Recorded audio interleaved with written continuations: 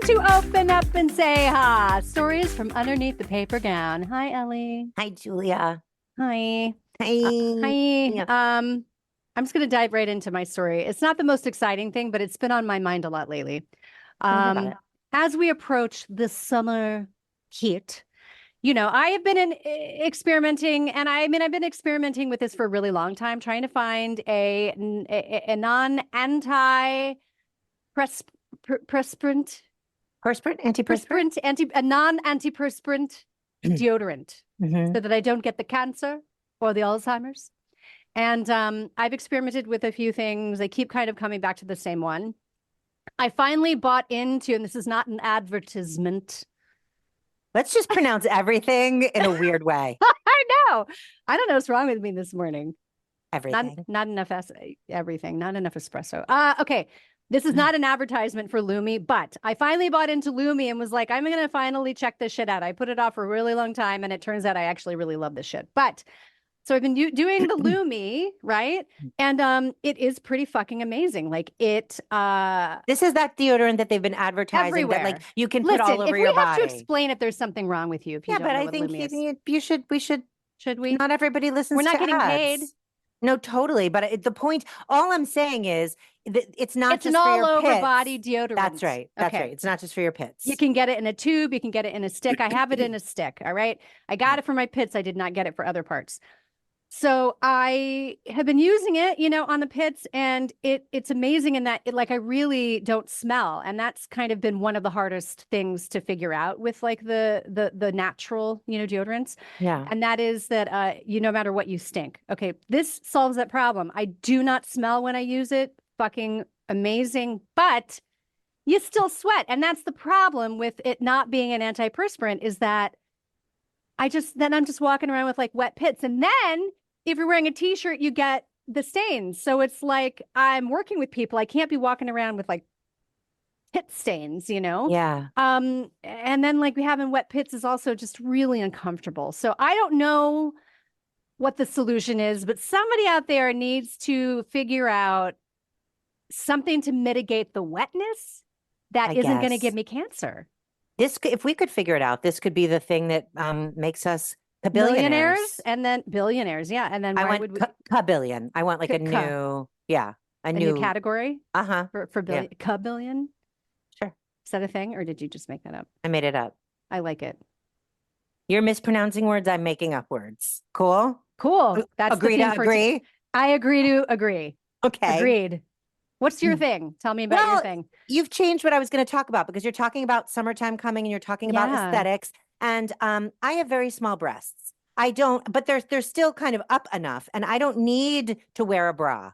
And so I would love to go braless because you're sweating and walking around in the summer. Oh, that's the word. Boob sweat. Boob sweat. Yeah. And like a lot of what I wear are skimpy little tank tops. And so then I have to wear a strapless bra, but the strapless bra is so thick and has underwire and it's lined and it's sometimes it has sticky on it and it's increasing the sweat. It's terrible. Right. But here's my problem. Tell me. Ever since I had a child, I have one inverted nipple and one super extroverted nipple. One nipple that's like, hey, everybody. And one that's like, hiding. So I would happily embrace my Jennifer Aniston and walk around with two nips. I don't know if I would happily do it, but I would more readily do it if it was even. But I don't want to be Is Jennifer Aniston? She was known like on Friends. She was constant. If you look back, there are a lot of episodes where her nipples are at attention. And this is why this is a callback to the fact that like I didn't watch Friends and you did, and I never know anything about Friends. Yeah, her nipples were at attention a lot, and it was discussed. And but both nipples at attention is a statement that people. Not that there's anything wrong with that. Let your nipples fly free. But one being at attention and one not. It's just, I don't know. It's not something I want to walk around. Okay. And so they make these new silicone, just stick them on your nips things. But man, they're just, for my size, small breasts, half the time I put them on and you can like see the outline of them through the shirt or the tank top or whatever. So I'm putting this out there to listeners. I don't know if I need to try a lot of different brands. I don't know if the ones I have are just the wrong ones, but I would love to have some sort of stick it on my nipple solution that tamps down the extroverted one Mhm. and doesn't cause all kinds of, sweat and discomfort, but that you also can't see through my shirt, because I feel like that's just as distracting and weird looking as my one nipple that looks like it's going to punch you in the face. Ellie, this is a huge ask. Yeah. This is another thing we could invent that could make us kabillionaires. Kabillionaires. 2 inventions on the table. Now it's a race between listeners to come up with a solution and us. I would happily embrace either if the listeners came up with it, because I would be so thrilled I'd purchase it. What I really want is all the companies that make these nipple covers to send me samples so I can try all of them without paying for them. And then I'll happily report back which is the best one for small-breasted females like me. I think that is fine. I think it's fair. I think if any nipple cover companies are listening to this podcast, that they should send us free shit. Send the shit to you. Yeah. This was great, Ellie. I enjoyed this conversation so much. Who do we have on the pod? Today, we have 3 extraordinary women in the comedy world who have founded a wonderful organization called Comedy Gives Back. In a moment, we'll introduce all of them, and you'll get to hear about the organization, and I can't wait to hear their stories. Yeah, they do incredible work. It's going to be good. All right, let's do it. Okay. Today, we are thrilled to have the 3 founders of Comedy Gives Back, which is the safety net of the comedy community with pillars in financial grants, recovery, and mental health.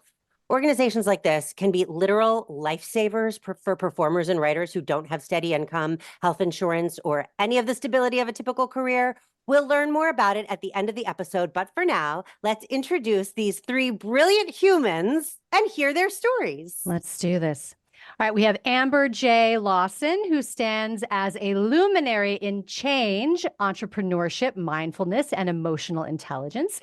With a background as a former international media executive, Emmy nominee, and entrepreneur, Amber J. passionately trains Olympic athletes, celebrities, comedians, career-driven mothers, entrepreneurs, and CEOs in the art of change through harnessing emotional intelligence, connection, and sense of self. Her zone of genius is comedy, and she loves hot pink, obviously. Obviously. For listeners who are not watching, half of her hair is hot pink, so you should be watching. You should be Jodi watching. Lieberman has been in the comedy business for the last 2+ decades. Jodi started her career at Just for Laughs and was the head of the festival for many years, producing live shows and TV shows and breaking young talent.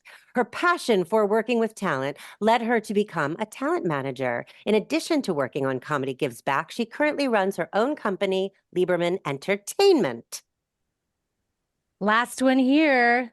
Save the best for last. Zoe Friedman was born into comedy. Zoe's parents started the improvisation in NYC in 1963. A true believer in the transformative and healing quality of laughter, Zoe's mission is to make sure laughter stays in the world through Comedy Gives Back, producing comedy and not ever getting too jaded to laugh her ass off.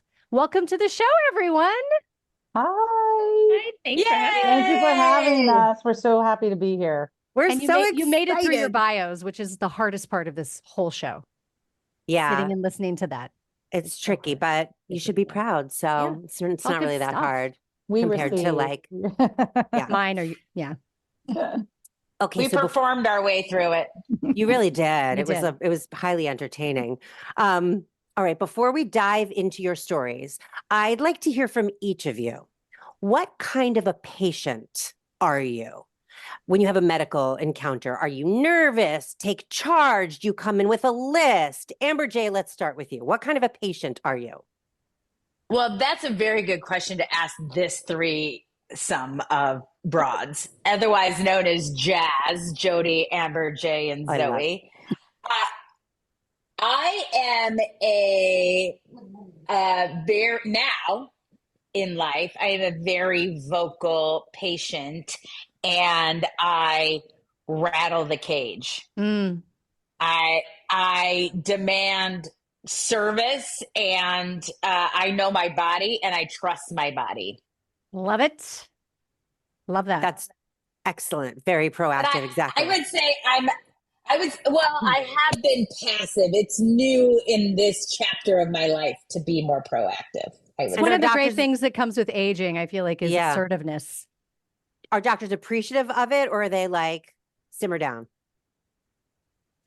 Uh, they are a little bit simmered down, but I pay for it and Right. I demand to be served, frankly, in our broken medical system in America. That sounds right. 100%. Yeah. Jodi, how about you? So Neurotic. Was that out loud? I was gonna say you should ask my friend. So I am being Jewish. Uh-huh. I do get very Also. nervous Yeah. going into a doctor, but I have to say that I've had my experiences and I take matters into my own hands and I advocate for myself and I push it and I don't take no for an answer. And like Amber J just said, I know my own body and I know when there's something wrong. And I feel like I've definitely advocated for myself and pushed people to, come through and get appointments when I couldn't get appointments and get stuff done when they said, oh, you have to wait 3 weeks. And I'm like, no, I'm not waiting 3 weeks. I'm going to get this done tomorrow. This all sounds very Excellent. familiar, Ellie. It sure does. So familiar. It sure does. I feel like we're kindreds, all of us. Zoe, what about you? Well, I also I advocate for myself. I've always been like that. My mother has always been like that. So I saw every doctor roll their eyes at her and try to push her, especially as she got older. So in some ways, I saw it modeled, not necessarily positively, because the medical system does sort of push that away, but it's what I do because my mom modeled it, right? So that is where I enter mostly, but I become a little bit more assertive as I grow older and wiser. And I will say I don't take doctors as the end all.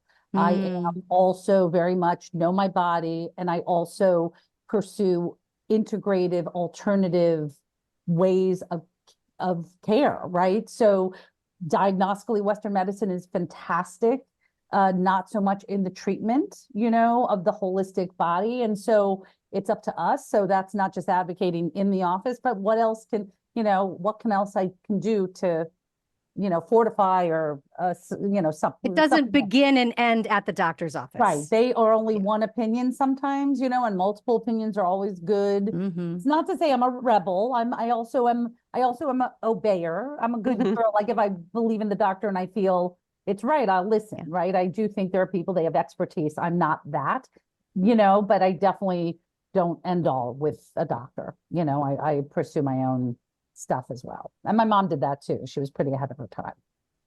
It's good to be All right. knowledgeable. It is at that. Yeah. You know what you're getting into. Yep. All right. So we have 3 grown-ass women here. We do. And I think that's fantastic. And I can't wait to hear your stories. Yeah. Amber J, you ready to go first? Sure. Okay. So what was that, Ellie? Sure. The first. Amber J's story is called You Gave Me AIDS. I can't wait. You gave me AIDS. This is either going to be really funny or really tragic. I'm ready. My story starts back in the 1900s when I was first moved to Los Angeles, and my business partner at the time, I had gotten like a tooth infection, and the tooth infection started to morph my face, and I started to look like Mask. Like it started to move down, and I went to a dentist, and they were like, "Oh, you need to go to the emergency room." So I went to the emergency room and they drew this bit like with magic marker around my face. Like the margins, to mark the margins? Oh my God. To manage like what's going on. So I had this infection and I was in Cedars and I went so I'm in the room and they're managing it and the doctor comes in to treat me. And what he did was like shoot my gums, I guess with antibiotics or something. And when he did that, he slipped and nicked himself with the syringe. The syringe. And then turned to me He is in my mouth with a syringe. Did I mention that part? And he nicks himself, not me, not nothing I did, and with the syringe, and says to me, "Do you have AIDS?" No. No. "Do you have AIDS? Do you, doctor?" Because this is what I want to hear right now. Oh my God. I was gobsmacked. So if that wasn't bad enough, when I got checked out of the hospital at Cedars, one of the top hospitals in America that you pay a lot of money for, the electricity went out. I had to walk down the back stairs to leave the hospital. And that, my friends, is how I got AIDS. Or gave AIDS. Or gave AIDS. Gotten AIDS. Gabe. Yeah. This is insane. I didn't have AIDS and I didn't get it. On multiple levels. Like, I feel like that doctor was on drugs. I feel like that Maybe. doctor had zero bedside manner. I cannot believe that you're in this vulnerable position. And it was a man. Yes. Of course it He was. said that. Yes. Of course it was. First concern was for himself. And also, might I say, I don't know, I feel like in the 1900s, which I also Same. lived through, one of the questions, like you knew walking in don't you fill out a whole thing with like your whole what you medical got and what you history? don't got? Like, a doctor knows if what you have that might be problematic before they stick you with anything. Yeah. Also This get was better at doing your job. This was before I had no, you Right. can't say this and you can't behave this way and you can't treat me like this and I'm suing right now. The assertiveness. Like if that would have happened in the past 10 years, that would have never been the case. But I didn't know how to navigate hospitals. I thought the sun rose and set with doctors. Yeah. And if they came in and did X, Y, and Z, then that's what I needed. But it was so shocking. And presumably this was also before Yelp. So that you weren't giving. It was the you weren't, 1900s, Ellie. Yes. It was the 1900s. So children listening. Back then, you couldn't post on Insta. You couldn't make a TikTok about how your doctor accused you of giving them AIDS from when they stabbed you with. So did you get enough antibiotic? Yeah, what happened? Yeah, what happened? Tell us what happened did you obviously got better because your face looks great. Your face isn't hanging off on one side. So I lived. You lived. That's the end. She lived. Period. End of sentence. She's alive. And I still go to Cedars. You'd think I would have learned my lesson. Well, each doctor. One bad doctor. Yeah, you can't judge a whole hospital, really, can you? No. But what was it? Just an infection? Yeah. Did they take the tooth out? Nope. No, the tooth lived. Yeah, it was just an infection and it went wild and they were worried that it would get in my brain or paralyze me. And that's real. They gave me antibiotics and it went down. Right. People don't know a tooth infection can kill you. Yeah. And it was bad. That's a PSA It was scary. for those that are listening. But they sent her out the back entrance. They turned off all the electricity and sent her down the back stairs, not for her to spread the They're word. like, don't look. That one doctor After all of that. dripping blood going down the back stairs. That same visit, there was they wheeled me. They needed to take blood and they took me to another floor, but it was to this is the craziest thing, to a supply closet. And took the blood in the supply closet. What was happening? What was happening? What's happening? Do you Are you sure? Listen, I got it's you. Is it you? Is it you? Yeah. Are you sure that this infection wasn't affecting your brain? Are you sure these were did this really happen? Was this hallucinations? How accurate do you really think this is? I do have people who can verify it for sure. But Yeah, that was a crazy visit. And I've been to Cedars and stayed at Cedars and had lovely times. So it was crazy. It was All an off right. day. We're not So- we're It was not the throwing shade at 1900s. Cedars. So Cedars, don't sue us. Don't sue us.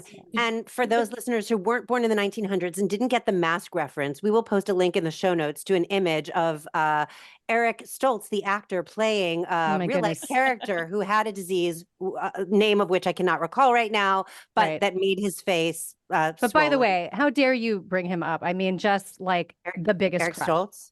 The Oh, crush yeah, of well. like of my life, of my lifetime. I married a redhead, but it all started with Eric Stoltz. I Gingers. see. I'm a Oof. ginger lover too. Yeah. Made me so horny. Forget it. So horny. Even in Mask? Not in Mask. No, well, he was such a Not- good guy. He really was. Such a He good was guy. really a lovable. You could see Laura Dern, right? Laura Dern fell in love. She was the actor who played. Yes, is the the love teenage chick. girl Yeah. who was blind. She was blind. Blind. I have to watch it again. All right, I'm Yin so glad yang. that we digressed this far because we should get back on track. Watch Right. Take it party. this way. All right, Let's do it. Jodi, you've got a story. It's called "Does This Car Accident Make Me Look Hot?" Let's hear it. All right. So I need to preface something. So Do it. this was in 2013. And at the beginning of the year, I did a focus group for P90X3. Oh, So I was in really, really good shape at that point. And I was maintaining it and I was working out and eating really healthy. And my mom was in town because I was getting my citizenship and I couldn't travel to Canada. So my mom came down in August to spend some time with me. And the day before she was leaving, my new Mini died. And the next day she was leaving and I had to go get my car taken care of. So there was something wrong with the battery and they towed my Mini and they gave me a car rental. So I was in a Toyota Corolla at the time. And this was like on a Monday. And on Wednesday, they called me that my car was ready. So instead of going to work, I was going to the dealership to pick up my car. And I was driving along Hollywood Boulevard and a truck smashed into me as I was stationary head first and spun me around and another car hit me and I was in the car and I thought I was dying and I got pulled out. I got thrown into an ambulance and I had pulled down the visor and I saw my head was bleeding. Oh my God. And I didn't Wait, I have to really ask you, know, did they have to like pull you? Did they have to like cut you out and like pull you from the wreckage? They couldn't open my door They and couldn't had open to your pull door. me out the passenger door. And like I will say this, I had never really been in the hospital before. I definitely had never really been in an ambulance as a patient before. And here I am with a rental car. They didn't understand how I had a rental car and I had a California license, like things did. And I kept hearing them talking and I was so vain during this whole thing. I was like, my rings are getting dirty because I had blood on my hands. Like when I The think weirdest back at things the you think story, about. it was crazy. Anyhow, so I get thrown into the ambulance and my mother had just bought me this off-white shirt that I was wearing and they went to cut my shirt and they went to cut my jeans and I was like, can you please not cut my jeans? And then I love remember these jeans. Yeah. exactly. They didn't cut the jeans, they cut the not shirt. like, am I internally bleeding? But please don't cut my Please jeans. don't cut the Don't cut my jeans, exactly. Sure. That might be the Fashion name of first. this episode. So they take me to Cedars and it was like literally the movies. Like I think I had passed out in the ambulance going there. Like I don't really remember the ambulance drive. I remember like the doors flying open like in the movies and seeing the ceiling like on top of me. Anyhow, I'm lying there and somebody comes over and they're offering me a prayer. And I was like, oh my God, am I dying? No. Like I didn't know what was going on. And then they were asking me questions and in my head, I knew the answers, but I couldn't verbalize it. And I was like, oh my God, am I like, do I have brain damage? Like, Yeah. I really didn't know. Anyhow, and then at one point, like I came to, they took me to a CT scan. I think they realized like I was okay. They took me out and then I had to go for an x-ray and I had been lying with blood all over the place. And this guy took me into this x-ray room, and they were taking an x-ray of my chest. So I had to stand up. So I stand up, and at this point, my jeans had come off. They weren't cut, but they had been removed. And my shirt's like cut and hanging off of me. And the guy stands me up, and I'm standing there literally like my shirt falls off, and he goes, "Can I throw this out?" I go, "Yeah." So we threw it into the garbage, and I'm standing there, and the x-ray technician says to me, "Wow, you really are in good shape. Like, you look great." And like, and in my head, I'm like, yes, it was all worth it. This is like the beginning of a porn. Yes. Like a porn with narrative, again, from the 1900s when there was like a storyline. I don't know really so much how it works on now, the but VHS. on the VHS, you put in a Exactly. tape, a hot girl gets in a car accident, she's all torn up, and then the x-ray technician is like, "You look amazing." Oh. And then her No, the broken X-ray body. technician is like, "Can I throw this out?" That's Yeah. right. That's right. Like, can I remove your shirt?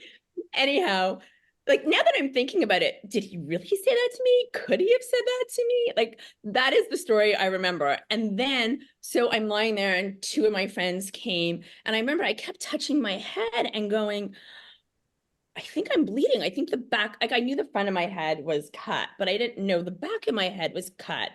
And I kept touching the back of my head, and I said to one of my friends, I go, "I think my head's bleeding." So finally another doctor comes to see me. I'm lying like in the hall now. And my friend goes, "I think the back of her head is bleeding." So they lift my head up, and he goes, "Oh yeah." And the next thing I know, he's like, "Oh, we're gonna have to shave your head." Oh. And I'm like, "What?" And he goes, "Don't worry, I'll do it so your hair falls like on top of it." And the next thing I know, I have 9 staples in my head. Oh. This is a whole different porn category. Go ahead. And by the way, Cedars. And I'm lying there in this hospital, and like, I was like new to the States, I'm from Canada. So, I've socialized medicine, and I'm lying there going, "Oh my God, how much is this going to cost me?" Yeah. And then I have the car rental place calling me going, "Where's the car?" And I'm like, "I don't know where the car is." Like, I had no clue where the car was. And yeah, we did figure out the car, and it was totaled. It was completely totaled, the car. Surprise. Now she's And, married to the x-ray technician now. Right. And they have a porn had company staple together. sex. Right. Well, I'm really glad that such a traumatic experience didn't damage your self-esteem and that you were able to maintain, your sense of hotness. And even though your head, like, was your hair And your super value weird? of your jeans. Yes, your jeans. Priorities, Jodes. Was your hair super weird for a long time? No, he actually did a really good job, considering that they didn't realize Wow. that my head was bleeding. I think they were so concerned about internal Right. damages, Sure. that is disconcerting, though, that they didn't give you a full once-over after pulling you out of a car. Like, check her from head to toe. That's right? That's weird. I mean, I I think agree. they were very concerned that I had like internal bleeding. So I don't know. So cranium bleed doesn't really register. Did any of them ask you if you had AIDS? No. No, good. Okay. And if they did, I don't remember. Oh, it was you said it was 2013. 2013. So this was post a little bit more woke, like not so woke enough not to ask about AIDS, but not woke enough to realize that telling you you're hot when you're standing naked in front of the X-ray machine is inappropriate. Inappropriate. Yeah. Yeah, less cocaine and then more P90X. Right. So in conclusion, yes, the answer to your story, which is posed as a question, is yes, the car accident did make you look hot. Yes. There you go. Well done. Well done. Thank you for that. I don't know why my brain is so on porn, but I'll unpack that with someone else after this. We'll talk about it later, Ellie. Yeah. Right. And for our final story, we have Zoe with X marks the spot. Well, when you ask the question, what kind of patient we are, and I say we advocate for ourselves, we're grown-ass women. This was in the 2000s. So Nobody was asking me those. I've had inappropriate questions, but this was not one. I had a lipoma on my back. It's a collection of cells, fat cells. It's not lymphoma. I mean, it's not It's not cancer. It's not cancer. It's a benign, and it wasn't concerned that it was, but I had two on my back, and one was kind of close to the rest. So my GP was like, "You should go and probably get these removed." And I was like, okay. So I went to the surgeon, and I liked this surgeon very much. He was also a Cedars doctor. And he's like, all right, so this is what I'm gonna do, and da-da-da. So I go for the it was outpatient, unless something was gone awry, but it was planned for outpatient. And if we all have a little vanity, right, in these stories, I was sort of thinking about my back. I have a really nice back. I don't have zits on my back. It's, not a lot of fat. So I was like, what is this going to look like? Where are those scars going to be? And what does it really matter? Because you can't really see your back, but you sort of know it's But there. you care. But you care. I care about my back, And so I was giving some thought, and my husband drove me to the appointment, and it's really early in the morning. And I said to my husband on the way, I said, I have this idea, Steve, and I need your help. And when we got to the doctor's office, I grabbed a Sharpie from the nurse, and I said, I need you to outline my bra on my back, because you hear a lot about doctors, especially the male skew of research, surgeries, right? You see sections that they put, So I go, I need you to outline my bra, because if there's a question of being in my bra line that I have to wear a bra every day for the rest of my life, and I'm going to have a scar that's irritated, whatever, I need you to outline. So that is so smart. I felt it was good. The nurse gave me a look like, at the front desk when I go, here, we're checking you. And I go, hold on, I need to go to the bathroom with my husband. And I run to the bathroom, and they're knocking, and they're like, we need, to start the anesthesia or whatever. And so he does the best job. And I go, I say goodbye, and I'm in the little, prep room. And the nurse that comes in, I said, I need you to finish the drawing, on my back.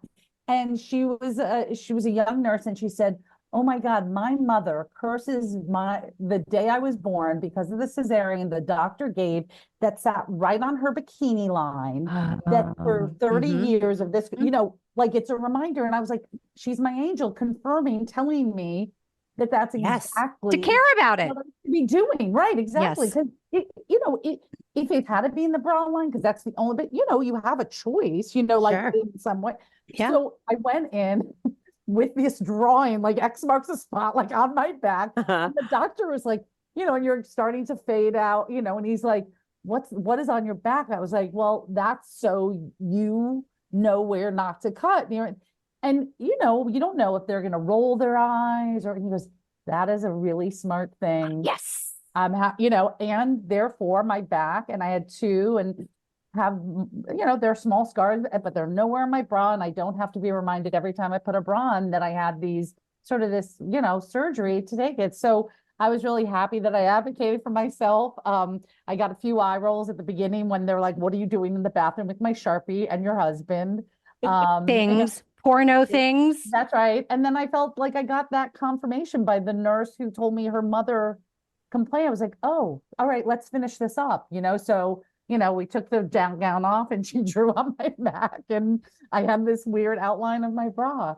So we've learned something here today. Yeah, go ahead, Julia. I mean, I don't want you to forget it. I don't want you to forget your thoughts. Say it right away. We know what we've learned. We've learned that you should draw outlines of where you don't want people to cut. I agree. I'm inspired I would never by have it thought of that. because every time I go to the dermatologist, they cut something off of me.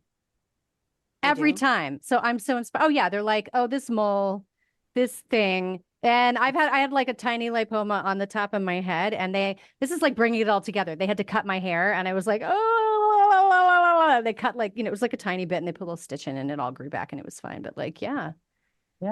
I've never heard the word lipoma until today. Oh yeah.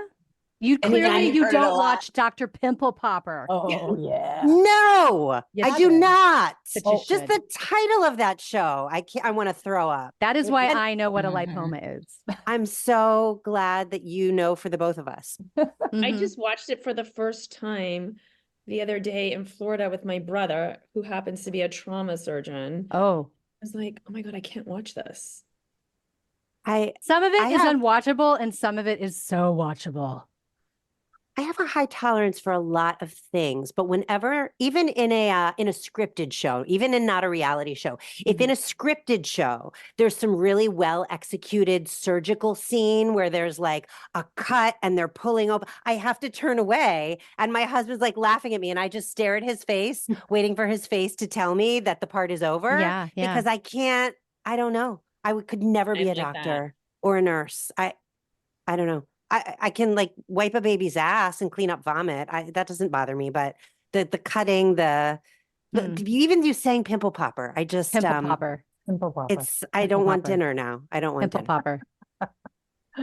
And that's also a genre of porn. Okay. Yeah, we did it. We did it. We brought it back around. We did it. If you can find a callback, you've won. Yes, that's what I always say. I don't know who Okay. decided. I don't know. Okay. This was a blast, ladies. Thank you. so Thank much. you. Thank you so much.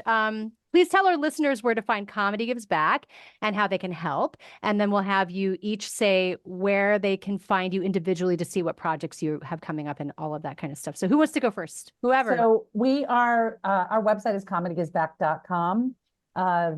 We always receive donations, small or large. We help comedians continue to do what they do well, is make people laugh. So whether it's financial crisis relief or mental health therapy or chemical dependency, that is where our money goes. So if you like to laugh, support. You could also text laugh, LAUGH, to 707070. Ooh. And if you're a Amazing. comedian in need of services, go to our website or email help@comedygivesback.com, and somebody will be back to you and tell you how we can help you. So both sides work. And you can find me at Wowie Zowie on Instagram. I like it. Wowie zowie. Wowie I like it.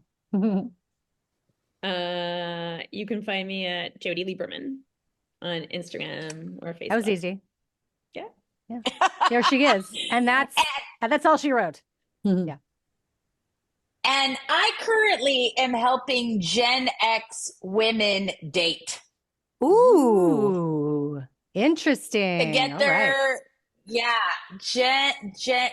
Gen X gals guide to getting their groove on. I like yes. it. And you can find me at Amber J. Lawson on every platform. Amazing. We will post all of this in the show notes. And I just want to say thank you for coming up with this. Yes. But first of all, thank you for being on the pod and thank you for sharing your stories. But thank you for coming up with this brilliant organization. It's really smart. And I think, I'm a member of actors unions, and there's so much infrastructure in place for actors and theater and stage performers. But I think, as you have identified, probably comedians sort of fall through the cracks because they don't always fit into a category like that. So what you're doing is really important and essential and amazing. And we're so glad to be able to tell people about it. Oh, thank you guys. Thank you for Okay. having us. Thank It's really you. great to share what we do and share what our organization is. And because you never know who that person is that needs that help, right? That we can help. So thank For you. sure. Yeah. Yeah. Thanks for having us. It was fun. And now let's all go watch the porn that we have. Pimple or some pimple popper. Or some Pimple Popper. Yeah. Pimple Your Popper. choice, dealer's choice. Dealer's choice. Have a great afternoon, whatever it entails, right? Exactly.